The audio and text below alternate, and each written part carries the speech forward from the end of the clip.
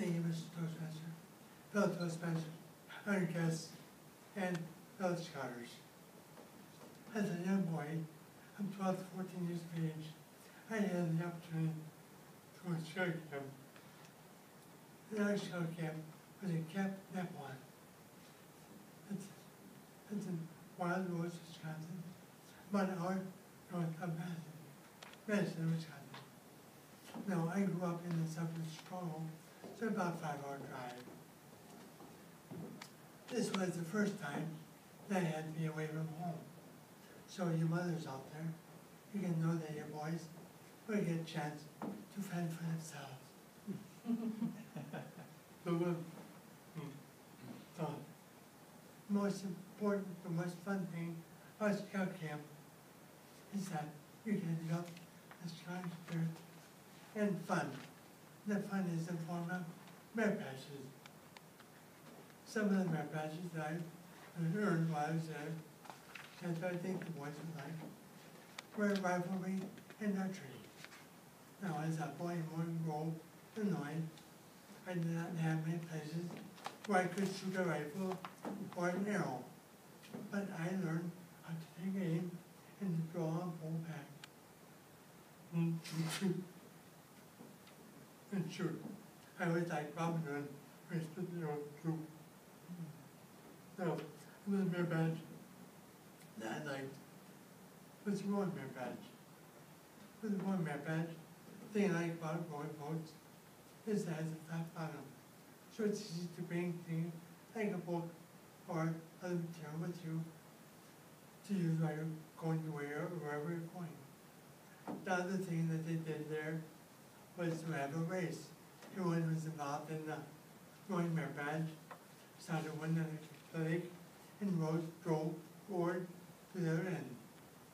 Now, I learned that if you're going across the lake and you row a boat, go backwards. So go and see where you're going very well. Because if you're looking around, you end up going circles, So, but I learned how to take a beam on a tree or other stationary island, look where you're going to, and now measure a line.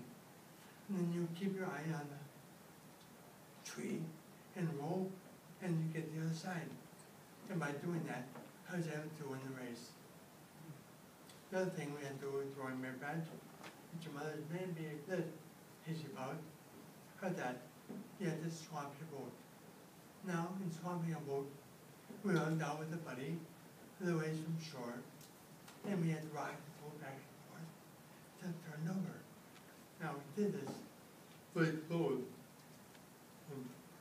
We had to, therefore, we fell into the water, and we both had to push the boat until we swam to shore. When we got to shore, we could turn the boat over and empty out the water. Now, don't worry about that too much, because in order to do the rowing merit badge, you first have to have a sky merit badge, a swimming merit badge. In a swimming merit badge, we had to do several things to show that you could swim well. First thing you had to do was to swim for 150 yards, which was 3 lengths of the pool we had. Another thing was that in a pool area, you had to jump into the water, fully clothed, and tread water for 15 minutes. So, amazing that is hard to do. A fourth merit badge was my hiking merit badge. That included also not just walking, but we had to make trails. And part of making trails, it may be fairly easy to walk down a high hill, but we had to break steps in the hill. And we did that by putting logs across and making sure that the logs were in the same place by drawing stakes into the ground. And that has helped me today, because in our backyard, our garden is quite slopey. And I have been able to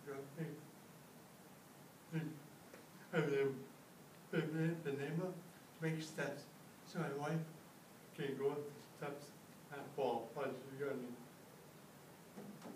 Also with hiking, we had to know how to make knots. One thing we had to do was make a rope bridge. Then we used the knots in our knotting badge. And the rope bridge had to span a creek. And therefore, as hikers came down the trail, they didn't have to get themselves wet. They could hold on to the rope and go across. So that was quite fun. Another thing was the overnight camp, overnight hike. With the overnight hike, the group that was going, which were more experienced boys, would load up their backpack, clean that swim bag, and go, and then would go over after dinner to go find a campsite.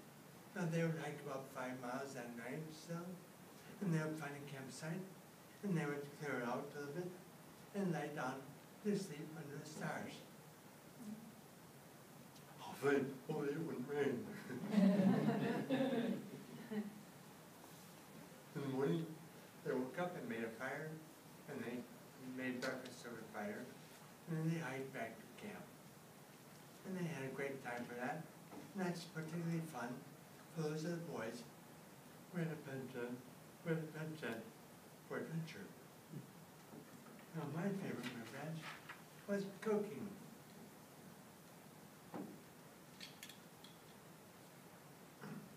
With the cooking revenge, we had to do everything ourselves for cooking, for eating, for a whole day. It means breakfast, lunch, and dinner. Now most of the time at camp, we would go to the dining hall, and the fish dinners there. And that was fine. But for this time, those of us who were doing cooking merit badge would stay at camp, in our own campsite. And the dining hall people would come around, and they would bring us our meals. So, again, mothers, we can be sure that the food is fresh and refrigerated. And I remember there are 2 types of fires. Now, thinking of fires, a lot of boys like fires. There are several different types of fires. There's a campfire, which is a big, I'd say, a TV fire, where you use kindling, which is small twigs, and pine needles, and you have bigger sticks. Anyway, they have large sticks, not sticks really, but branches that would cause fire to go way up into the air. Yeah, those fires are particularly nice in the winter or in the fall when it's getting cool out. And they throw out a lot of light as well as heat. But for a cooking fire, you don't want that.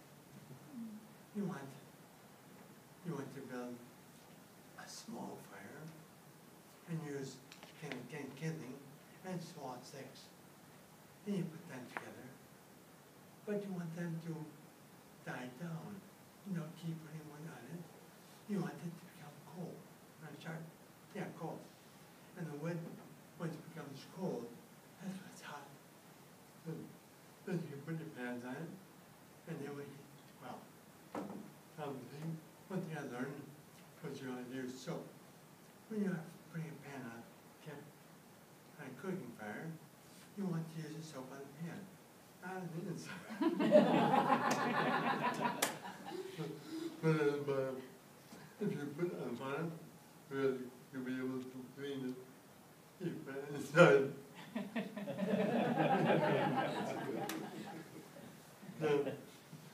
Some things I mean were bacon and eggs, and I learned how to make apple pie and Dutch oven. Good, very good. And to this day, I love to cook. And when I was in college, and when I was out of dorms, I was in an apartment, and I didn't have to eat ramen or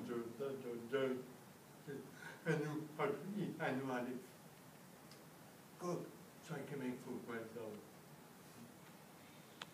In some cases, depending on how good the wife did, when I came home,